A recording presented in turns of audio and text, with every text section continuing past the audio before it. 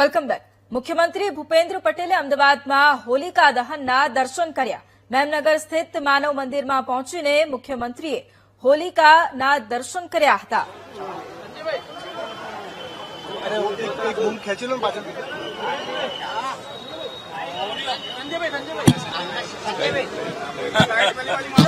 આજના પાવન પર્વ નિમિત્તે રાજ્યભરના નાગરિકોને આપની શુભેચ્છા.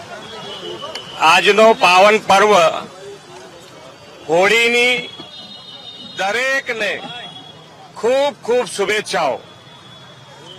આ તહેવાર અસત્ય ઉપર સત્યનો વિજયનો તહેવાર છે, રંગોનો તહેવાર છે, મતભેદો રાગ દ્વેષ ભૂલીને એકબીજાને સ્નેહથી મળવાનો તહેવાર છે.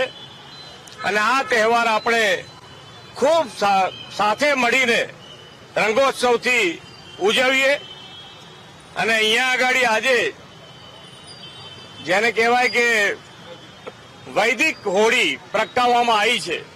અને વૈદિક હોળી એટલા માટે કે ભાઈ આપણે બધાએ એન્વાયરમેન્ટનું પણ એટલું જ ધ્યાન રાખવા ઉપર ભાર મૂક્યો છે. બધા જ આ તરફ વળે એવી બધાને વિનંતી. ખૂબ ખૂબ શુભેચ્છાઓ. Thank you.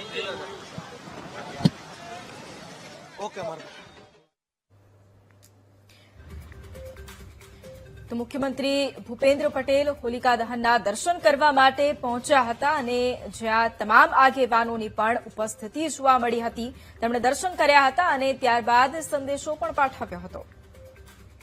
તો મેમનગરમાં આવેલ માનવ મંદિર ખાતે તેઓ પહોંચ્યા હતા અને અમદાવાદના ધારાસભ્ય આગેવાનો પણ ત્યાં ખાસ હાજર રહ્યા હતા. આ દ્રશ્યો છે કે જ્યાં મુખ્યમંત્રી ભૂપેન્દ્ર પટેલ પહોંચ્યા હતા. અમદાવાદ ખાતે તેઓ પહોંચ્યા હતા અને અમદાવાદમાં જ હોલિકા દહનના દર્શન પણ કરવામાં આવ્યા હતા. મેમનગર ખાતેના દ્રશ્યો છે. માનવ મંદિર ખાતે તેઓ પહોંચ્યા હતા અને ત્યાં પહોંચી મુખ્યમંત્રીએ હોલિકા દહનના દર્શન પણ કર્યા હતા. અલાવો પણ તેમણે ઉઠાવ્યો હતો અને તેમની સાથે અનેક લોકોની હાજરી પણ જોવા મળી હતી. ભાજપના નેતાઓ હોય કે પછી આગેવાનો હોય, ધારાસભ્યો હોય, એ તમામ લોકો પણ જોડાયા હતા.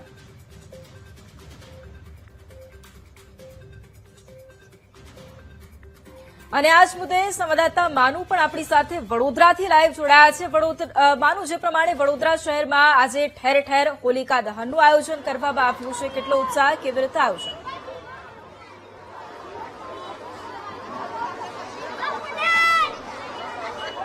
વૈભવી, શહેરમાં અનેક જગ્યાએ આજે હોળી પ્રગટાવવાનું મહત્વ છે અને અનેક જગ્યાએ હોળી પ્રગટાવવામાં આવશે. અત્યારે હું પહોંચ્યો છું માજલપુર વિસ્તારમાં.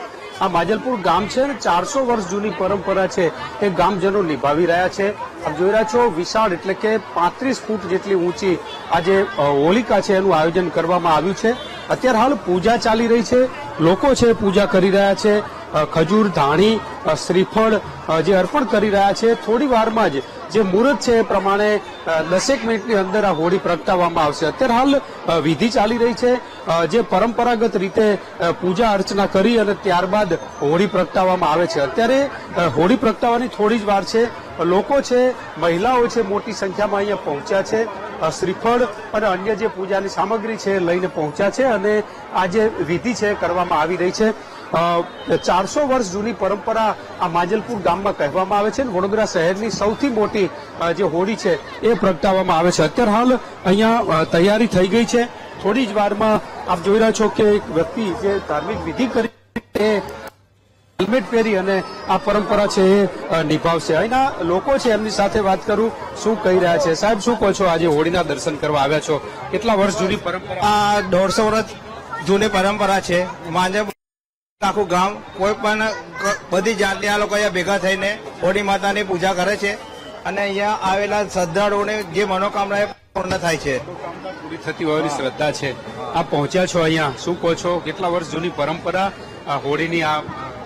આપણે 150 વર્ષથી પણ વધારે વર્ષ થઈ ગયા છે. એટલા ટાઈમથી આ ચાલે છે. વર્ષો જૂની પરંપરા. કેમેરામેનને કહું કે જે રીતે અત્યારે પૂજા અર્ચના જે આ વર્ષોથી આ પ્રકારની વિધિ છે અહીંયા માજલપુરમાં કરવામાં આવી રહી છે અને અત્યારે હાલ અહીંયા આપ જોઈ રહ્યા છો કે જે ગામના આગેવાનો છે એ લોકો અહીંયા પહોંચ્યા છે અને આજે મહારાજ દ્વારા પૂજા કરવામાં આવી રહી છે. પૂજા પૂરી થશે ત્યારબાદ હોળી પ્રગટાવવામાં આવશે. એટલે કે વૈદિક રીતે પરંપરાગત રીતે આ જે હોળીનો ઉત્સવ છે એ કરવામાં આવે છે. માંજલપુર ગામ આખાના લોકો છે અહીંયા પહોંચે છે. જે શેરડી ઉપર એક ધજા ટાઈપનું શણગારવામાં આવ્યું છે ને એની પૂજા અર્ચના કરવામાં આવશે. આમ લોકો ભક્તિભાવપૂર્વક આ જે ઉત્સવ છે એની ઉજવણી કરે છે. વડોદરા શહેરની આ સૌથી મોટી હોળી થોડી જ વારમાં પ્રગટાવવામાં આવશે. અત્યારે હાલ જે પૂજાની વિધિ છે ચાલી રહી છે એ વિધિ પૂર્ણ થાય ત્યારબાદ હોળી પ્રગટાવવામાં આવશે. બહેનો છે મોટી સંખ્યામાં અહીંયા પહોંચી છે અને ખજૂર, ધાણી, અબીલ, ગુલાલ, કંકુ, ચોખાથી પૂજા કરવામાં આવી રહી છે.